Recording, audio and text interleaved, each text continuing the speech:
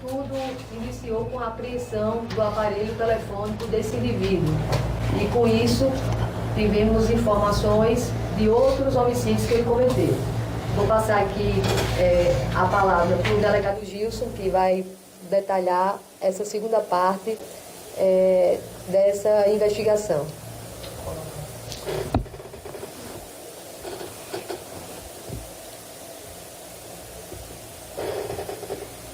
Wilson, a gente segue aqui na coletiva, na Delegacia Geral. Quem vai falar agora é o delegado Gilson Rego, responsável pelas investigações sobre essa nova fase das investigações. Vamos acompanhar. Através da análise do aparelho celular do serial killer. Com a prisão dele, em setembro do ano passado, foi apreendido o aparelho celular, o smartphone dele. Esse aparelho foi encaminhado à Polícia Científica e foram encontrados no aparelho celular, na nuvem, diversos arquivos relacionados a vários homicídios. Não somente os de 2023 e 2024, esses mais recentes, mas também homicídios ocorridos em 2019 e 2020, na parte alta da cidade, onde ele residia na época. Então, diante dessas suspeitas, a DHPP resolveu reabrir esses inquéritos e nós formamos uma comissão, eu e a delegada Tassiane Ribeiro, e nesses últimos 3 meses nós aprofundamos as investigações em torno desses casos mais antigos, de 2019 e 2020. E, graças a Deus, conseguimos lograr êxito e elucidar cabalmente cada um desses homicídios. Nós elucidamos 8 homicídios consumados, todos qualificados, além de 3 tentativas de homicídio também qualificados. Como eu disse, a gente foi puxando o fio da meada através dos arquivos encontrados pela Polícia Científica no aparelho celular do serial killer. Conseguimos também provas periciais, evidências técnicas. Foi solicitado ao Instituto de Criminalística a realização de exames de microcomparação balística em todos os projéteis encontrados nos corpos das 8 vítimas, e a Polícia Científica constatou tecnicamente que todos esses projéteis foram propelidos pelo cano de uma única arma de fogo, um revólver de calibre 38. E essa arma nós não encontramos, não localizamos, mas já tínhamos essa informação técnica fornecida pelo IC de que, na verdade, 7 desses homicídios foram praticados com uma única arma de fogo, um revólver de calibre 38. E durante os estudos desses casos, dessas ocorrências, nós encontramos uma filmagem coletada pelos investigadores na época, uma filmagem do assassinato da pessoa de Alisson Santos Silva. Esse fato ocorreu, salvo engano, em outubro de 2019. E o serial killer foi reconhecido nessa filmagem por pelo menos 5 testemunhas, sem qualquer sombra de dúvida. Além disso, nós chamamos o serial killer, mostramos e confrontamos ele com todos esses indícios, e ele resolveu confessar todos os crimes, todos os 8 homicídios e as 3 tentativas. Então agora, somando todos os crimes do Albino Santos de Lima,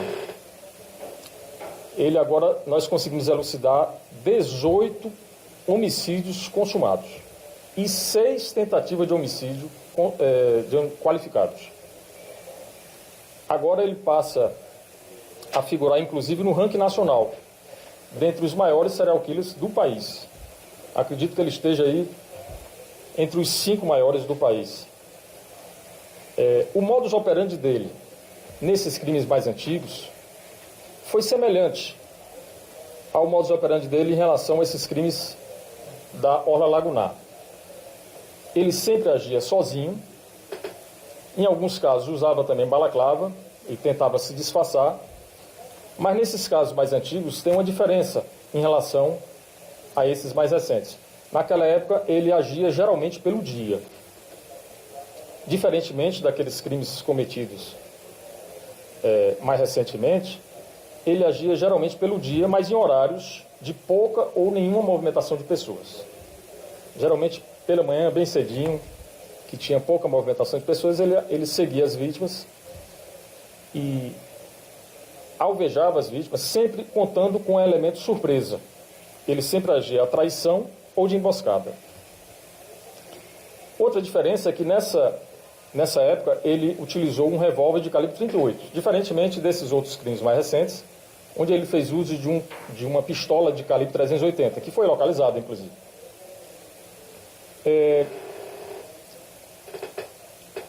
Outra diferença que nós detectamos é em relação ao monitoramento das vítimas. Nesses crimes mais recentes, ele monitorava as vítimas através das redes sociais, principalmente o Instagram. Naquela época, ele monitorava presencialmente, ele fazia um trabalho de campo. Houve essa diferenciação. E também em relação ao perfil das vítimas. Em 2019 e 2020, ele matou 3 mulheres e 5 homens, sendo que essas mulheres já tinham uma idade, inclusive tinha 2 idosas e uma mulher de 35 anos. Então, basicamente, eram essas diferenças. Ele também não tinha nenhuma interação com as vítimas, essas vítimas mais antigas, ele não teve nenhuma interação física, ele não conhecia essas pessoas, não eram do ciclo de amizade dele. Então, basicamente é isso, falar que esses casos, a elucidação desses casos, de todos esses homicídios, representam um marco para a segurança pública, não só de Alagoas, mas para a segurança pública do país. Trata-se de um dos maiores serial killers da história do país. Com relação à arma 38 utilizada nos crimes, ele confessou o que fez com ela, se realmente ele utilizou essa arma e esse caso dessa idosa, como é que foi esse último crime? Em relação a essa arma, ela não foi localizada, mas ele confessou que ele adquiriu essa arma de um parente dele já falecido e ele depois destruiu essa arma, ele jogou essa arma no rio. A outra pergunta que o senhor fez? Sobre o último caso da idosa, 55 anos. Na verdade, a idosa, quando foi morta, tinha 71 anos, a senhora Genilda. E foi o primeiro assassinato que nós detectamos dele, daquele período antigo, 2019. Esse crime foi cometido em 6 de fevereiro de 2019. A motivação desse caso, ele alega que ela é uma pessoa complicada lá na vizinhança, ele não gostava dela. Em relação a todas as outras vítimas, ele alega que tinham envolvimento com facções criminosas. A única que ele admite que não tinha esse envolvimento foi justamente a dona Genilda. Delegada, em relação aos 3 irmãos que foram acusados, inclusive foram presos por conta da morte da Genilda. Sim. O que ocorre? Na época, os colegas delegados, as autoridades policiais que conduziram essas investigações na época, eles se basearam com os elementos disponíveis naquele ano. Eles conseguiram alguns indícios, não tão robustos, não tão contundentes, mas alguns indícios importantes. Eles se basearam basicamente num retrato falado, feito com base no depoimento de uma testemunha ocular, no caso da senhora Genilda, que foi o neto dela, que presenciou o crime. Então, com base nesse retrato falado e no reconhecimento de um desses irmãos, ele foi indiciado na época pelo delegado que presidiu essa investigação. Esse inquérito, na época, foi encaminhado ao Ministério Público, que ofereceu denúncia. Essa denúncia foi recebida pelo Judiciário, ele chegou a ser pronunciado, mas com o surgimento desses elementos novos, que nós conseguimos agora nessa segunda fase, durante as investigações dos crimes do serial killer, nós imediatamente procuramos o Poder Judiciário e o Ministério Público para informar sobre esses elementos novos e que para que eles tomassem as medidas processuais cabíveis no sentido de corrigir e reparar essa situação. Foi inocentado, então? Na verdade, eram 6 processos. Desses 6, 4 já haviam sido arquivados por falta de provas. Só 2 é que estavam tramitando. Então, acredito que agora será restabelecida a verdade em relação a esse fato. Com a motivação, né? Falava assim em relação à facção, ele se intitula, ele confessou todos esses crimes, se intitulando aí o justiceiro. Aí. Ele confessou todos esses crimes com riqueza de detalhes. Ele, inclusive, sabe informar quantos tiros ele alvejou cada vítima e até os locais dos corpos que ele alvejou. Ele realmente confessou com detalhes. O senhor analisou a frieza dele durante o depoimento? Como é o comportamento dele? Ele é um predador, um indivíduo frio, calculista, extremamente inteligente, calmo, não demonstra nenhum arrependimento, nenhum remorso em relação a esses crimes que ele praticou. Ele prestava serviço ao sistema prisional, era um indivíduo que, de certa forma, fazia parte do sistema de segurança pública e praticava esses crimes de forma bastante planejada, meticulosamente planejada. Esses crimes foram planejados, alguns deles, durante meses. Fala-se até do advogado aí de um exame de sanidade mental. Existe essa possibilidade? É natural que a defesa solicite, diante da grandiosidade do caso, e que, afinal de contas, são 18 homicídios. E é natural que a defesa solicite esse exame. E nós estamos aguardando, me parece que será feito amanhã. Nós estamos aguardando para ver qual o resultado disso. São esses 18, só para encerrar, 18 homicídios, tem mais algum ainda que pode surgir ou pode entrar nessas A investigações? princípio, com base nos materiais, nos arquivos que nós encontramos no celular dele, seriam de fato esses 18. E ele afirma que não há nenhum outro crime além desses. Agora, doutor, como é que vocês classificam o perfil desse... Agora, eu queria retificar uma resposta que eu dei aqui, que na verdade ele não admitiu, ele não confessou os 18 homicídios. Eu queria só retificar. Ele confessou 16 homicídios e 6 tentativas de homicídio. Apenas o duplo homicídio do casal de evangélicos, que ocorreu em dezembro de 2023, é que ele nega. Mas em relação a esse caso também nós não temos nenhuma dúvida, porque conseguimos evidências técnicas, científicas, de que de fato ele foi o autor desses crimes. Agora, doutor, é importante que esclareça isso para a sociedade, como é que esse indivíduo, o perfil desse indivíduo, que o coloca entre um dos maiores serial killers do país. O cara comete 18 assassinatos e somente agora é que a polícia está conseguindo descobrir isso. Como desvendar, né, essa figura, esse ser? Crimes envolvendo serial killers representam um desafio maior à polícia investigativa. Nesse caso, como eu disse, se trata de um indivíduo, de um predador. É um indivíduo inteligente, que fazia parte, prestava serviço para a segurança pública, ele prestava serviço para o sistema prisional, passou 15 anos no sistema. Ele planejava esses crimes. Ele usava balaclava, ele planejava durante meses. Ele não conhecia as vítimas, não tinha nenhuma interação com as vítimas. As vítimas não tinham nenhuma interação entre si. As próprias famílias tiveram dificuldade para apontar algum suspeito, porque ele não era conhecido das vítimas. Então veja a complexidade. Suspeito, a princípio não. Então veja a complexidade. Então, esse trabalho foi muito importante, e como eu disse, representa um marco para todos nós, e durante muitos anos ainda será estudado, porque foi um caso de referência no país inteiro.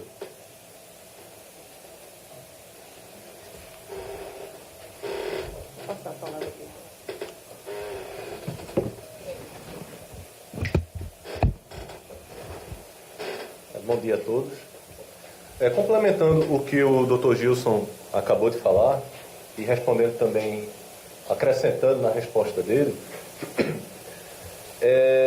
hoje essa integração da segurança pública, que aqui está evidenciada entre a Polícia Civil e a Polícia Científica, vai fazer com que casos desse tipo, infelizmente, não deixam de acontecer, vão passar a ser investigados de forma mais aprofundada. Porque, por exemplo, neste caso específico do Albino, com base nas provas periciais é que foi possível estabelecer esse vínculo entre todos esses crimes que estavam sendo investigados de forma não totalmente, mas isoladamente. Então, com base nas provas materiais da polícia científica, a gente conseguiu fazer com que a investigação caminhasse e ser descoberto que se tratava de um serial killer. E essa integração que hoje nós temos entre polícia científica e polícia civil, ela é muito positiva nesse sentido, porque a gente conversa, a gente debate os casos, a gente consegue aprofundar e às vezes encontrar elementos materiais que conseguem ligar um caso a outro, ou, como no caso de Albino, a esses 18 homicídios e 6 tentativas. E nesse caso do Albino foram fundamentais as provas técnicas que foram recolhidas do celular dele, que é um dos exames que o Instituto Criminalística faz, e os exames balísticos, que confirmaram se tratar da mesma arma da etapa 1, a pistola calibre 380, e do revólver 38 da segunda etapa.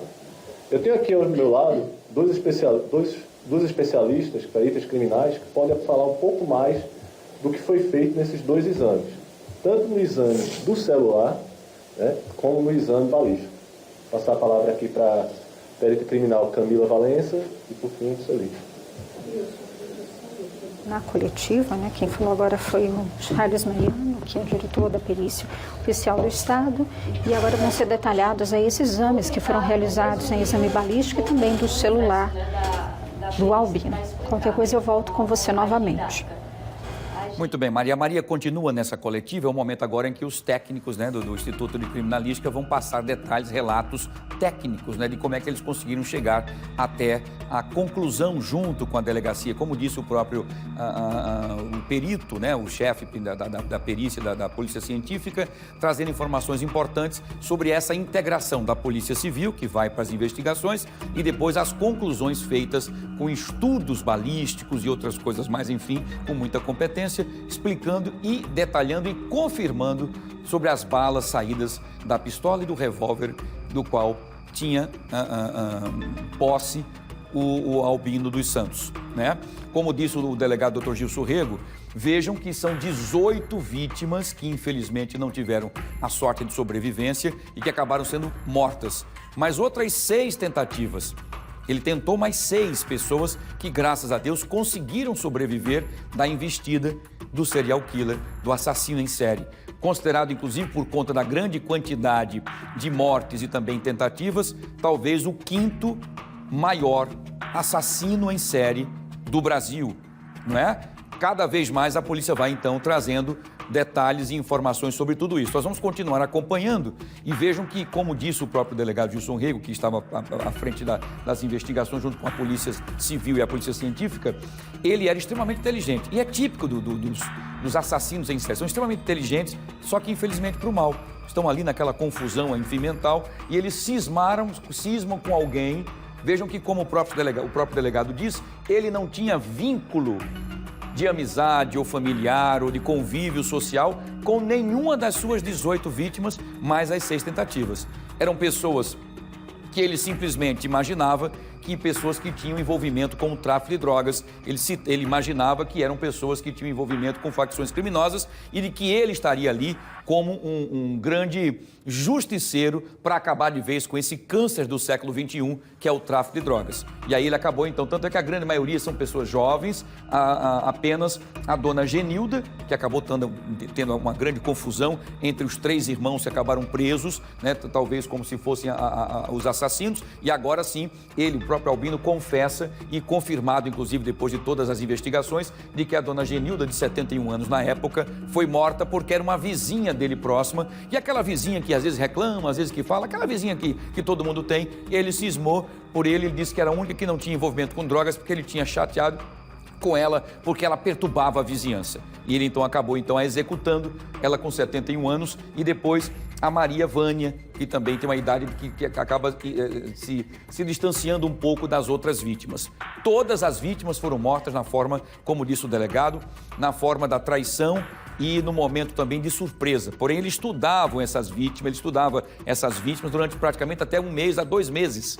com detalhes, seja pelas redes sociais ou pela observação, como nós vimos ali em algumas fotos, ele da janela, né, acompanhando de perto os passos e acabava atacando essas vítimas sempre nos horários mais tranquilos, comecinho da manhã, onde as pessoas estavam ou indo para o trabalho, ou levando um cachorro ali para fazer ali as suas necessidades, ou indo para comprar alguma coisa, não havia muito movimento e ele então fazia o efeito surpresa, chegando rapidamente, não dando chance nenhuma de sobrevivência para essas 18 vítimas e as outras 6 tentativas. Com isso, nós estamos então agora trazendo, e está atrás das grades, Albino dos Santos. Talvez, como disse o próprio delegado Gilson Rego, pelos estudos que tem no Brasil, talvez o 5º maior serial killer, o 5º maior assassino em série do Brasil. Agora, graças à astúcia da Polícia Civil do Estado de Alagoas, junto com a perícia também, num trabalho maravilhoso e brilhante, ele agora está atrás das grades e a gente espera que a gente não encontre mais vítimas do Albino. E espero que ele passe um bom tempo atrás das grades e não volte mais ao convívio da sociedade, para que nós não tenhamos cenas terríveis como essas que nós acompanhamos, né? A gente vai continuar acompanhando todos os detalhes e todos os desdobramentos também dessas investigações, desses estudos feitos com uma parceria fantástica, integração da Polícia Civil e também da Polícia Científica, e assim que nós tivermos qualquer que seja a informação, nós traremos para vocês aqui, tá bom? É informação precisa na hora em que ela acontece, para que você fique sabendo realmente como tudo aconteceu.